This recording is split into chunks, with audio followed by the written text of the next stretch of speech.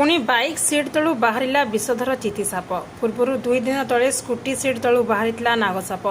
Bike चलाई जाउथवा बेले bike seat तलू बाहरिला विषधर साप। अल्पके बर्तिले बाइक आरोही। एभली रोचक घटना बौद्ध जिला रामभिकटा ग्राम में देखा मिली। बौद्ध जिला रामभिकटा ग्रामर अक्षय महाकूड़ निज बाइक जोगे बौद्धरू निज घर को फेरुवा बेले बाइक मिरर रे गाड़ी सीट तलू एक साप बाहरी देखा पाइले। संगे संगे बाइक को अधा रास्तार अटकाई गाड़ी सीट खोली देते। देखला बेलू सीट तले एक 4 फुट लंबार विषधर चितिसाप रही देखा पाइले। सीट खोलिबा परे लोकों पाटी शुणी साप प्राय अध घंटा रहिबा परे बाहर को बाहरी चली जाइतला। आउ आसन्न विपदर अल्पके बर्ती जाइतले युवक। यदि सापटी कामुड़ था तेज अक्षय आज हस्पिटाल थांते बोली सूचना देइछन्ती।